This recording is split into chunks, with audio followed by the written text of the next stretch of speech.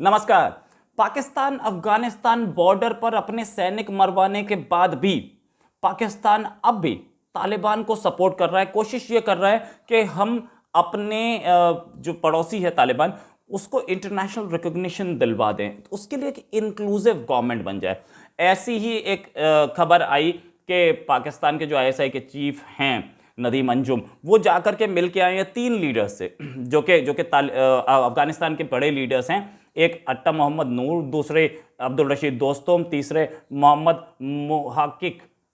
इन तीनों से मीटिंग करें, इन तीनों से मीटिंग करके आए और इन तीनों से बात की कि इंक्लूसिव गवर्नमेंट बन जाए। अब इंक्लूसिव गवर्नमेंट का फायदा क्या होगा? हालांकि इस खबर को डिनाई कर दिया है, मैं इस पर भी आऊंगा। इस खबर को डिनाई कर दिया पाकिस्तान की एम्बेसी जो अफगानिस्तान में उसने। लेकिन इनकी मीटिंग से फायदा क्या होगा? अगर ये तीनों इंक्लूसिव गवर्नमेंट में आ जाते हैं तो इंटरनेशनल रिकॉग्निशन मिलना बहुत आसान होगा और डायरेक्टली एड आनी शुरू हो जाएगी। पाकिस्तान के पास ना पैसा है, ना अफगानिस्तान के पास पैसा है, किसी के पास पैसा नहीं है, तो वहां के लोगों को भुखमरी से कैसे बचाया जाए? इतने दिन से पाकिस्तान अड़ा हुआ था कि हम कोई इंडिया का वीट वहां जाने नहीं देंगे, गेहूं जाने नहीं देंगे अफगानिस्तान, लेकिन कल उन्होंने एक्सेप्ट कर लिया, हाँ हम जाने देंगे। क्यों उन्होंने एक्सेप्ट किया? क्योंकि वहां भुखमरी की सिचुएशन आ रही है और सिचुएशन बहुत ही खराब है। अब इन तीनों से जो जो मीटिंग हुई उसको पाकिस्तान की एम्बेसी ने, जो अफगानिस्तान में, उसने डिनाई किया। भाई क्यों एम्बेसी ने डिनाई किया? शाह महमूद कुरैशी को डिनाई करना चाहिए था, ये इंटरनेशनल अफेयर्स का मामला था, नहीं डिनाई किया उन्होंने। शाह महमूद कुरैशी ने नहीं डिनाई किया। डीजी आईएसपीआर को डिनाई करना चाहिए था, क्योंकि आईएसआई चीफ जो डीजी आईएसपीआर के अंडर आते हैं, उन्होंने भी डिनाई नहीं किया। ये उसके परव्यू में है। ये कुछ तो है, कुछ गड़बड़ तो है जो कि पाकिस्तान छुपाना चाह रहा है और ये कोशिश कर रहा है कि इंक्लूसिव गवर्नमेंट आ जाए ताकि तालिबान को रिकॉग्निशन मिल जाए। और साथ में अभी तालिबान की हालत यह है कि तालिबान के पास कहीं पैसा नहीं है, तालिबान के पास कुछ अपने लोगों को खिलाने के लिए गेहूं तक नहीं है, और पंजशीर अभी तक पूरा कंट्रोल में नहीं आया। अगर पंजशीर कंट्रोल में नहीं आएगा तो उनके लिए बड़ा मुश्किल हो जाएगा, तालिबान के लिए संभालना कि हम कैसे संभालें इस कंट्री को। और सिचुएशन इतनी बिगड़ जाएगी कि भुखमरी सामने खड़ी होगी, सबको पता है। इनफैक्ट ये जो 3 लीडर्स हैं, इन 3 लीडर्स से जो बातचीत हुई है, ये तालिबान के कट्टर दुश्मन रहे हैं। अट्टा मोहम्मद नूर जो हैं बलाक प्रोविंस के पावरफुल गवर्नर थे, उस एरिया में उन्होंने अपना अच्छा कंट्रोल बना रखा था और आज भी उनका कंट्रोल अच्छा है। भले ही तालिबान काबिज है, लेकिन उनका अच्छा कंट्रोल उस एरिया में। उज्बेकिस्तान के जो वॉरलॉर्ड हैं, सॉरी उज्बेकिस्तान नहीं, उज्बेक वॉरलॉर्ड है, उज्बेक ओरिजिन के वॉरलॉर्ड है ये, अब्दुल रशीद दोस्तम। ये अफगानिस्तान में पोर्टफोलियो होल्डर रहे हैं, वहाँ के मिनिस्टर रहे हैं और बहुत ही पावरफुल है ये भी। इनका एक सिक्का माना जाता था अपने इलाके में। साथ में जो नूर हैं, इन्होंने खुद ही बोला था कि हम एक कलेक्टिव गवर्नमेंट बनाएं, तो इससे क्यों लेते हुए इन्होंने पाकिस्तान ने कोशिश की होगी कि हम उससे बात कर लें। नूर जो थे बलाक प्रोविंस के गवर्नर थे, जो कि जनवरी 2018 तक, और अब्दुल रशीद दोस्तम जो थे वो farmer first vice president of Afghanistan हैं, मार्शल रहे हैं अफगान नेशनल आर्मी के, और उज्बेक मिलिशिया के चीफ रहे हैं। नॉर्दर्न अलायंस के साथ थे, इन्होंने तालिबान को उखाड़ फेंकने में एक बड़ी भूमिका निभाई थी। जब तालिबान हटा था तो इनका एक बहुत स्ट्रांग होल्ड था, और 2018 में तो इन्होंने तालिबान के जितने लोग जेल में थे उनको मारा था, कई लोगों का मैसेकर हुआ था, ऐसा तालिबान और पाकिस्तान क्लेम करते हैं। अब्दुल रशीद दोस्तोम ने किया था। अब उसी दोस्तोम से ये बात कर रहे हैं, इसका मतलब हालत पतली है तालिबान की भी और हालत पतली है पाकिस्तान की भी।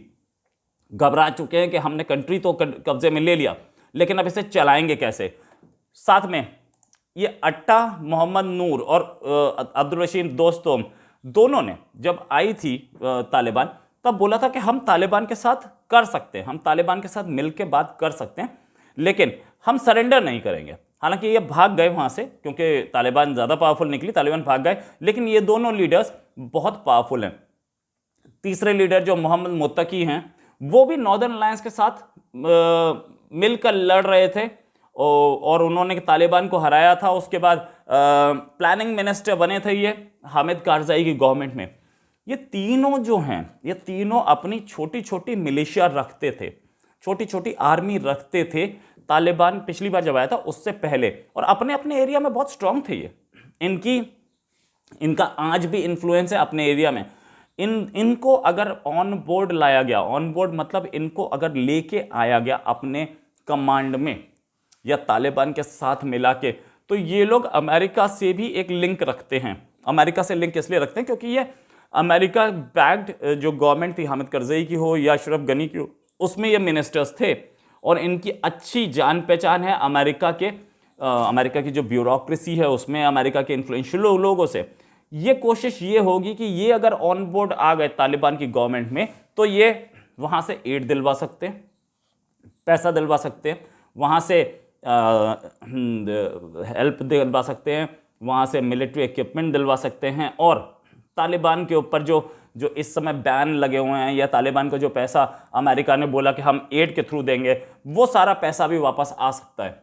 तो तालिबान की ये जो कहानी है, तालिबान अब घुटनों पे आ गया है कि किसी भी तरीके से हमारी गवर्नमेंट को बचाया जाए और पैसा आए ताकि हम कुछ कर पाए। और पाकिस्तान की और बुरी हालत हुई। पाकिस्तान की और बुरी हालत ये हुई कि एक सरकार तो पलट दी, लेकिन अब उसे चलाने के लिए पैसा नहीं है, चलाने के लिए रिसोर्सेज नहीं है। पाकिस्तान के प्राइम मिनिस्टर अब इस हालत पे आ चुके कि यार कैसे भी हो ये गवर्नमेंट बच जाए, क्योंकि मैंने ये गवर्नमेंट पलट तो दी है और ये गवर्नमेंट मेरे ही पे अटैक कर रही है, मेरे ही सैनिक मार रही है। खैर, ये धोखे तो चलते रहते हैं, ये धोखे पाकिस्तान में होते रहते हैं। अपने ही सैनिक मरवा करके कहीं पैसे का फायदा हो या कहीं और फायदा हो, वो फायदा ये करवाते हैं।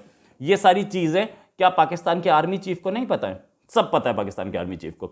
आर्मी चीफ को भी आर्मी की चिंता नहीं है, आर्मी के जवान मर गए 10-20 कोई फर्क नहीं पड़ता, पैसा तो आ रहा है ना। बस ये सिचुएशन है। तो ऐसी सूरत हाल में ये पूरी चीजें चल रही हैं और पाकिस्तान के बॉर्डर पे, ड्यूरन लाइन पे पाकिस्तानी सैनिक मर रहे हैं और किसी को चिंता नहीं है। सबको ये चिंता है कि कैसे ही अफगानिस्तान में तालिबान का रूल जो है वो रिकॉग्नाइज हो जाए। वो रिकॉग्निशन अभी आसानी से आता नहीं दिख रहा है। ये जो ट्रिप था, जो बोला जा रहा है कि ट्रिप था, हालांकि पाकिस्तान ने डिनाई कर दिया। पाकिस्तान डिनाई करेगा भी। पाकिस्तान डिनाई इसलिए करेगा कि पाकिस्तान को ये लगता है कि मैं ज़्यादा प्रो तालिबान ना देखूं। ज़्यादा प्रो तालिबान दिखना भी एक इंटरनेशनल एरिना में प्रॉब्लम है। सॉरी, कल कहीं अमेरिका या ये ना बोलने लगे कि ये पाकिस्तान जो है यही तालिबान को सपोर्ट कर रहा है और तालिबान ने इंटरनेशनल, क्योंकि पहली बार अगर इस नए तालिबान को किसी ने सपोर्ट किया, किसी ने एक्यूज किया है कि ये आतंकवाद भेज रहा है मेरे कंट्री में, तो वो पाकिस्तान को दिक्कत भी है तालिबान से ही। लेकिन अगर एक इंटरनेशनल टेरर गया कहीं पे पूरी दुनिया में और वो अफगानिस्तान से गया, जैसा कि सारे इंटरनेशनल एक्सपर्ट्स मान रहे हैं, जैसे कि सारे बड़े लोग मान रहे हैं कि ये तालिबान से अगर कहीं से भी टेरर जाएगा पूरी वर्ल्ड में जैसे पहले गया था, तो वो तालिबान से ही जाएगा, अफगानिस्तान से ही जाएगा, क्योंकि सारे आतंकी नेटवर्क वहां पर अपना डेरा डाले हुए हैं। इवन टीटीपी वहां डेरा डाला हुआ है। तो अगर ऐसी सूरत हाल में पाकिस्तान सपोर्ट करता है तो पाकिस्तान के ऊपर भी आतंक को शरण देने का आरोप लगेगा और पाकिस्तान के लिए यह बात संभालना बड़ा मुश्किल हो जाएगा। इमरान खान तब तक नहीं होंगे और उम्मीद ये लग रही है कि तब तक बाजवा भी नहीं होंगे। बाजवा अगर गए और इमरान खान गए तो अगले आने वाले लीडर्स को ये चीज़ झेलनी पड़ेगी, जो कि शायद इनकी एस्टैब्लिशमेंट नहीं चाहती है कि हमारे पास लॉन्ग टर्म कोई ब्लेम लग जाए ताकि हम प्रॉब्लम में आए। इसी के साथ एक और खबर के फिर हाजिर होंगे। नमस्कार, जय हिंद।